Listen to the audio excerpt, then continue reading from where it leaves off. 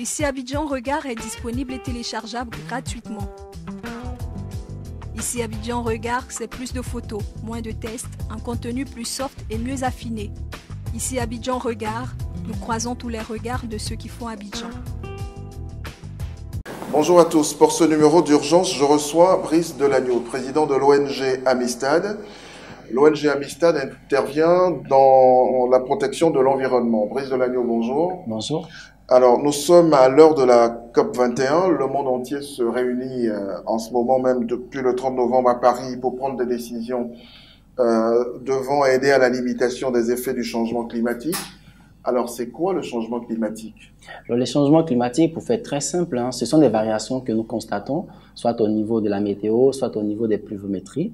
Et pour constater effectivement ce que c'est que le changement climatique, il faut regarder simplement la variation au niveau de la pluviométrie. En décembre, en principe, nous sommes à l'ère de l'harmattan en Côte d'Ivoire. Alors, vous constatez avec moi qu'au lieu qu'il fasse très froid, avec un vent très sec, maintenant il fait très chaud.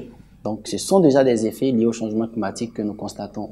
Quand vous regardez aussi au niveau donc des populations du littoral, vous vous rendez compte que la mer augmente et donc avec la montée des eaux, il y a des populations de certains villages qui sont obligés donc de revenir dans l'interland. Donc, on va parler par exemple de la ville de Grand Laou, du village de Laou-Kwanda ou même de Port-Boué, tout près de nous ici à Abidjan. Alors, quelle est la part de l'homme dans ces effets-là? Alors aujourd'hui, il est démontré clairement que les effets du changement climatique sont liés à des activités de l'homme.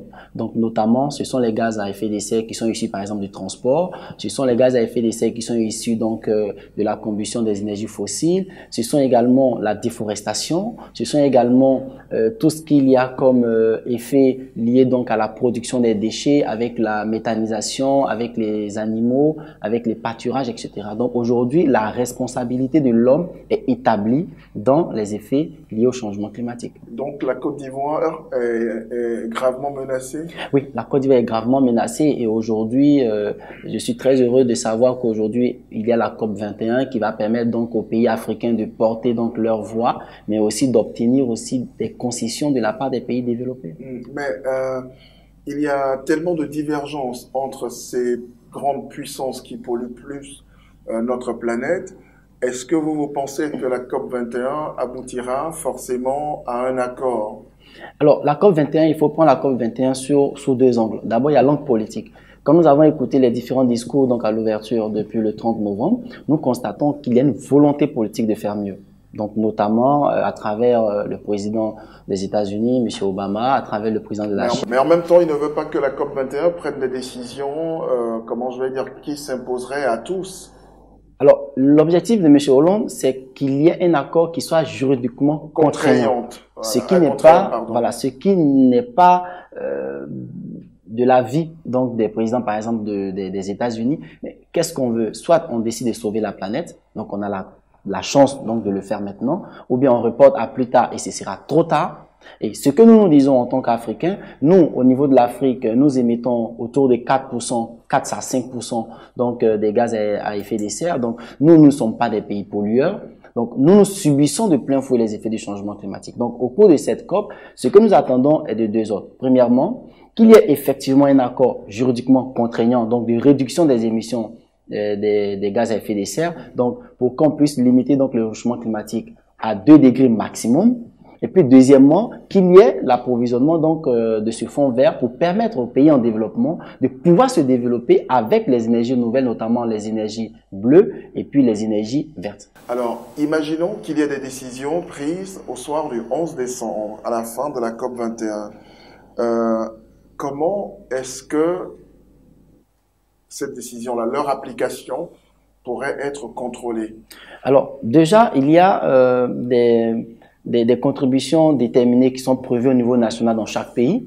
Donc, la Côte d'Ivoire veut limiter ses émissions autour de 28%. Donc, il y a des secteurs d'activité clés qui sont concernés, notamment l'agriculture, notamment les transports, les déchets. Qui va contrôler tout ça, la mise en œuvre? Tout ça, dans la mise en œuvre, c'est la société civile. Et nous, aujourd'hui, nous sommes appropriés ces contributions intentionnelles de notre pays pour comprendre qu'est-ce qu'il y a à faire exactement. Je vais prendre 2 éléments pour vous expliquer ce qui va se faire.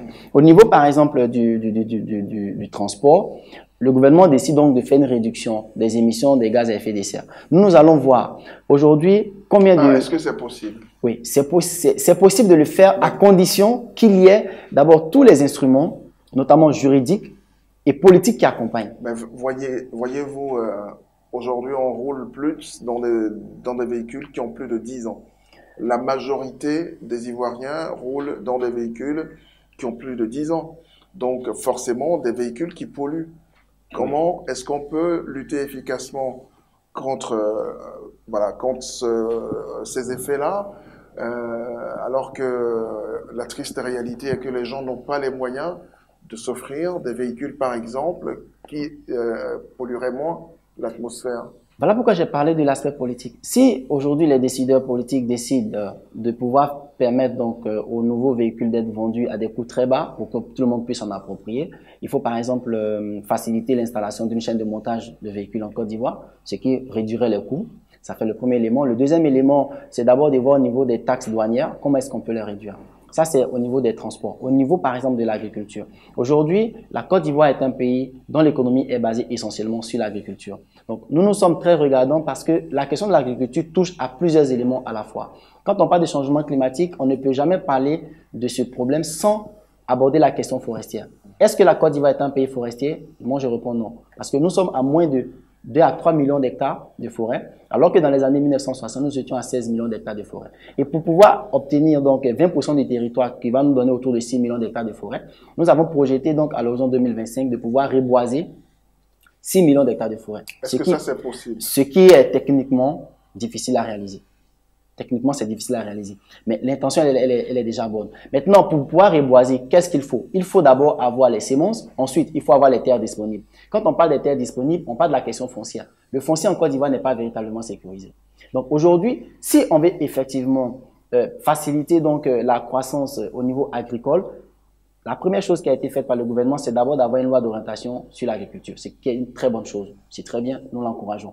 Mais après, il faut sécuriser le foncier. Pour sécuriser le foncier, nous proposons par exemple qu'il y ait des certificats fonciers qui soient délivrés comme au cours des audiences foraines, comme on a eu le cas par exemple des extraits d'actes de naissance. Vous voulez me dire là que la priorité environnementale aujourd'hui en Côte d'Ivoire, c'est la forêt? Oui, c'est la forêt. Et aujourd'hui, lorsqu'on est sorti des états généraux de la forêt, la première résolution qui a été prise, c'est qu'il y ait donc un séminaire pour que le ministère des Eaux et Forêts puisse régler des questions internes, notamment en lien avec les industriels du bois du secteur privé.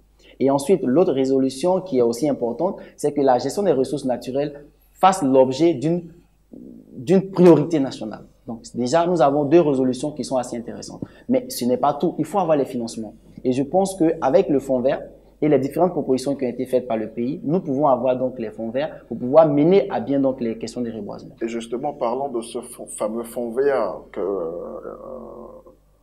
la COP21 mettra en place. Est-ce que c'est juste pour nous consoler ou pour compenser les dégâts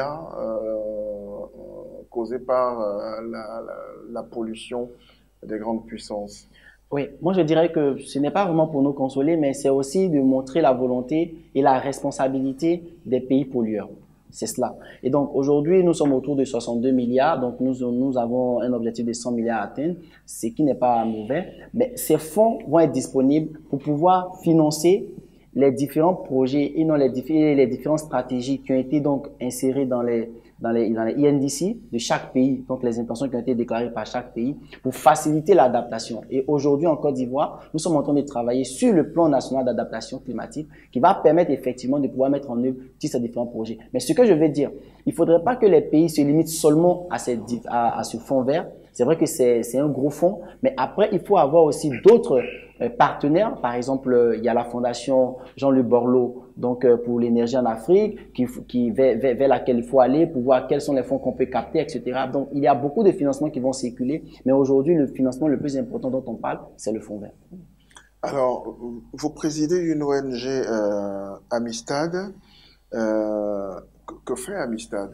Alors, nous sommes une ONG de protection de l'environnement, donc notre mission principale est donc de promouvoir le développement durable. Et aujourd'hui, l'un des projets les plus importants sur lesquels nous sommes, c'est donc de pouvoir sensibiliser sur les questions liées à la gouvernance forestière. Et donc à ce sujet, nous avons bénéficié donc d'un financement du programme Union européenne FAO FLEC, qui nous permet aujourd'hui de renforcer les capacités des acteurs des médias. Donc l'objectif de ce projet, c'est d'assurer une diffusion appropriée des informations liées au processus APV FLEC à la population ivoirienne. Donc, nous avons mis en place un réseau donc d'acteurs des médias, notamment 34 radios à l'intérieur du pays, et nous avons créé un programme qu'on appelle le Green Alert, qui nous permet effectivement d'encourager ces acteurs pour pouvoir nous donner des informations environnementales, mais aussi de sensibiliser la population en mettant à leur disposition les différents tests, notamment la loi sur la forêt qui a été votée l'année dernière. En un an d'existence, votre projet touche à sa fin janvier. Comment entendez-vous pérenniser vos acquis?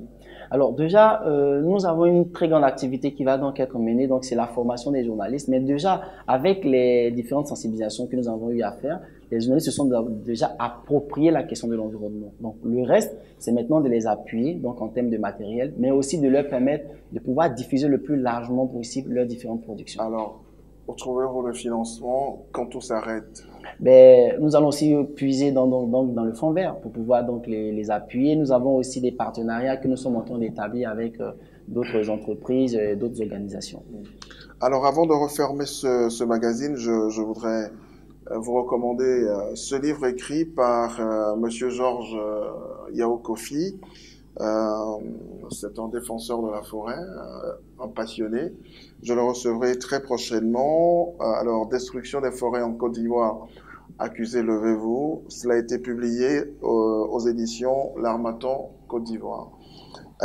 Qu'est-ce que vous allez faire les prochains jours? Alors, déjà, on sera à Paris pour la COP 21. Et après, on va profiter également pour rencontrer... Vous y allez en retard, là. Oui. Ça a démarré? Oui, ça a démarré, mais on était en contact.